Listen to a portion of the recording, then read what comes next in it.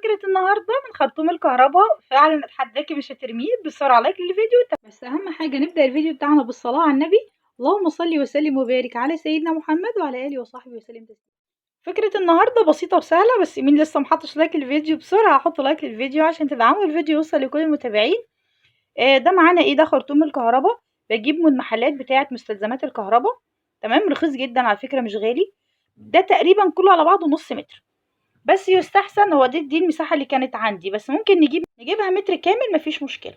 وده سلك لف مواتير بجيبه من المحلات برضو بتاعة اللي بتبيع اللي بتصلح الخلاط او التلاجة، المواتير عموما يعني بتاعتهم بجيبه برضو رخيص. ببدأ اثبتهم زي ما انتم شايفين كده. هعمل السلك كده للنص، يعني نص ونص، يعني نص خرطوم ونص سلك. بعد كده بقى هجيب معايا الاستراسة زي ما انتم شايفين، بجيب محلات الكرة في الخيوط وهبدأ اقص 3 صفوف وابدأ اثبتهم زي ما انتم شايفين كده بالظبط. يعني انا هعمل طبقة كمان على الشكل بتاعي بحيث اداريها ويديني شكل ظريف جدا الفيديو بتاعي.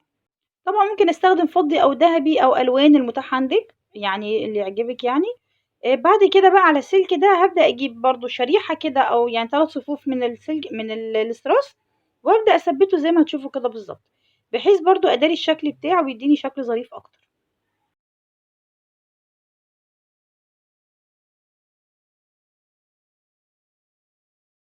بعد كده بقى طبعًا عشان الجزء اللي تحت يبقى باين، نفس الشريحة اللي أنا أخدتها بنفس المقاس هابدأ برضه أعملها بالشمع ويطلع بالشكل اللي أنتم شايفينه ده.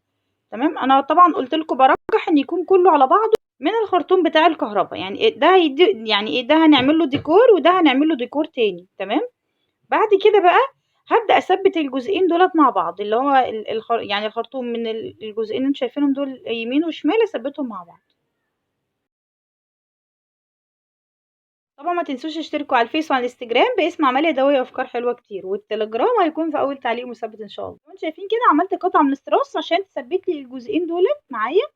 الجزئين اللي باينين دول جبت وردات، او ممكن تحطي ستراس اي حاجه، لولي مثلا، بحيث اقفل الجزئين اللي معايا دول. تمام، كده بقت شياله ظريفه جدا حلوه قوي يعني.